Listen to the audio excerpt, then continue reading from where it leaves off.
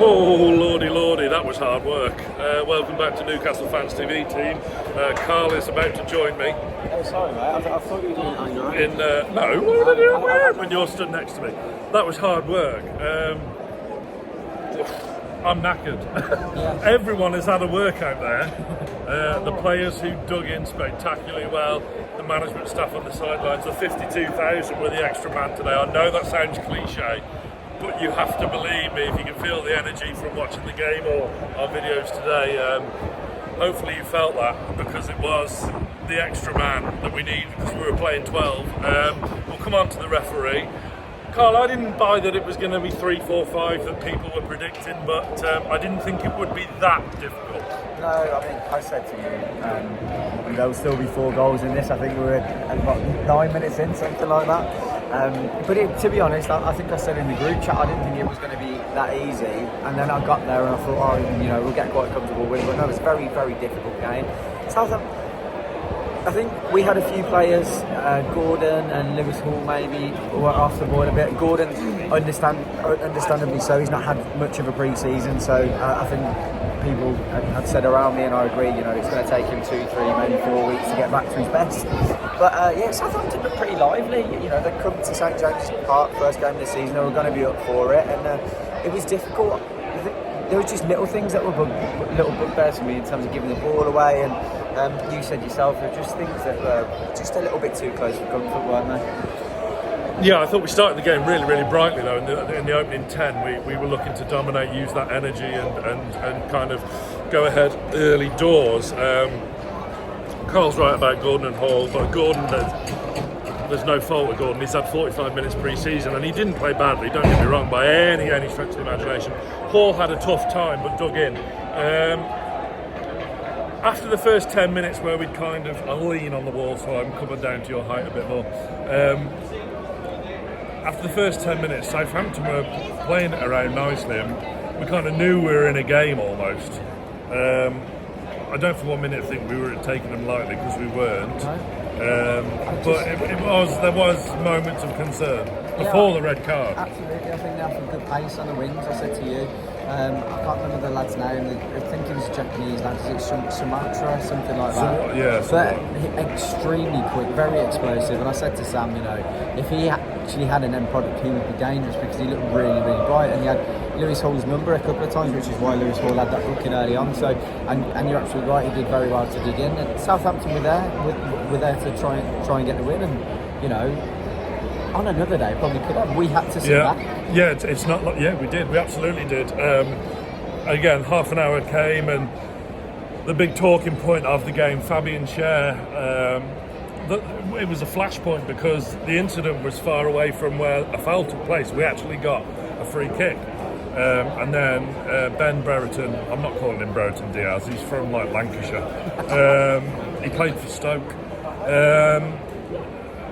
There was a flashpoint, there was an incident. Schär, he's gone in as if we're boxers away in. Exactly that. That's going for a head-to-head. But Brereton's done him by going down. Yeah. Now, whatever you think,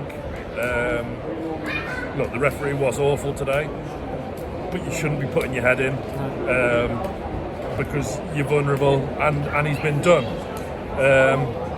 Really frustrating. Yes, it is soft, of course it's soft, and that changed the complexion of the game. All of a sudden, when we're expecting a comfortable afternoon, we know the shit's hit the fan.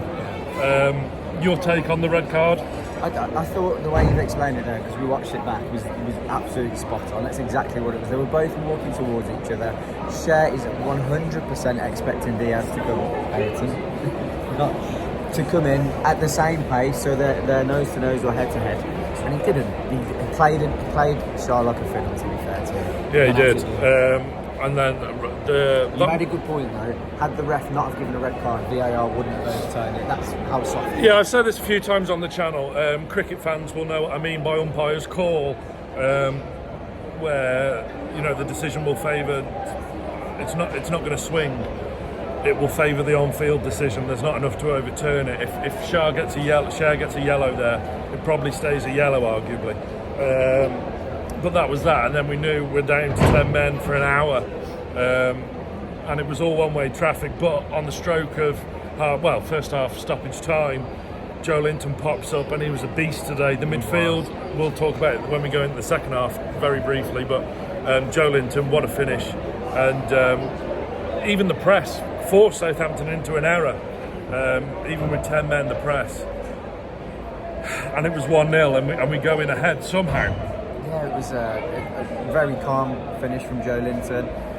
Great build-up play, on the counter-attack, and it was one of those things that kind of had to happen, and we knew as soon as that happened that we were going to come out and play the way that we did in the second half.